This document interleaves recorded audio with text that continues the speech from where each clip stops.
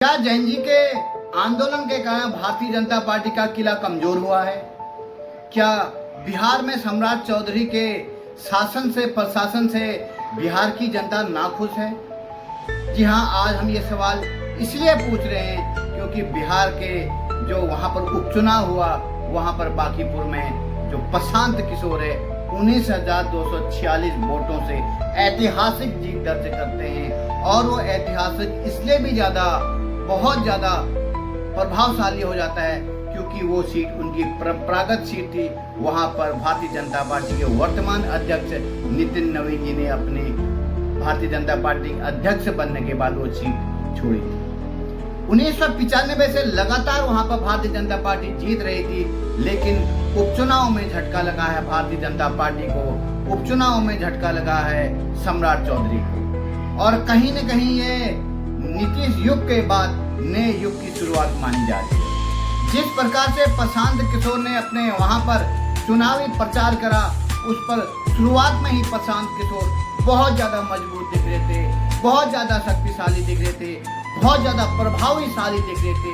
जिस प्रकार से भारतीय जनता पार्टी ने के द्वारा ये बोला गया था कि हम वहाँ पर किसी को भी कुत्ते बिल्ली को खड़ा कर दें वो भी जीत सकता है, वो मौका बुनाया है प्रशांत किशोर ने।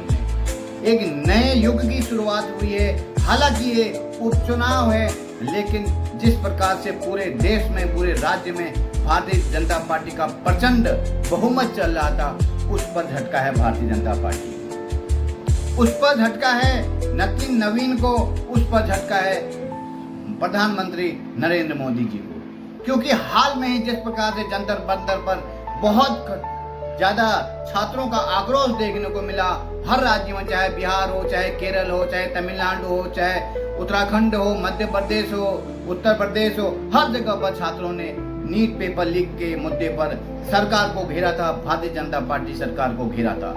उसके बाद लगातार आप देख रहे होंगे देश के यशस्वी माननीय प्रधानमंत्री जी वीडियो कॉन्फ्रेंसिंग के माध्यम से, इंस्टाग्राम लाइव स्टोरी के माध्यम से छात्रों को अपनी ओर आकर्षित करने की कोशिश कर रहे हैं, लगातार छात्रों को मोटिव करने की कोशिश कर रहे हैं। और जिस प्रकार से छात्रों के साथ जो भी अमानवीय कृत्य हुए, अनुमानीय व्यवहार हुआ, उसके लिए मोदी जी यही बोलते हैं कि हम छात्रों को हम माफ करना चाहते हैं। छात्र भटके हुए थे, इसलिए मैं चाहता हूँ कि छात्रों को माफ किया जाए, चाहे उन्होंने कुछ भी अभद्र भाषा का प्रयोग करा।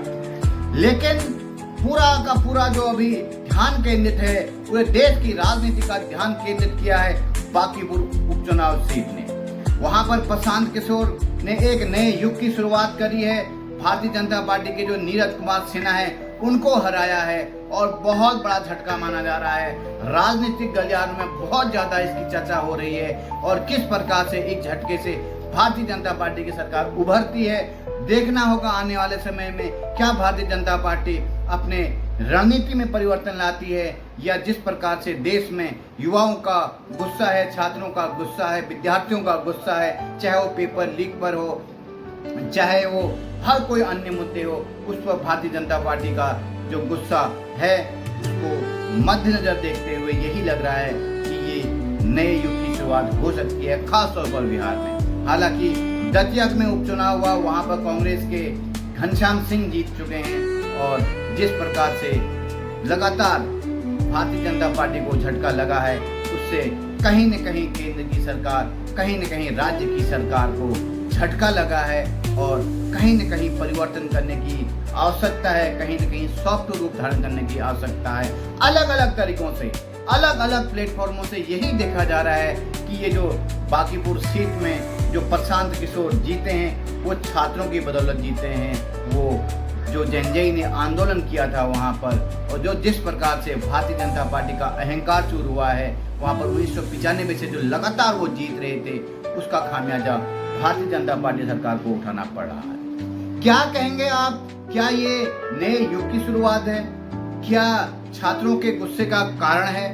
क्या जिस प्रकार से पेपर लीक हो रहे हैं उसका परिणाम है?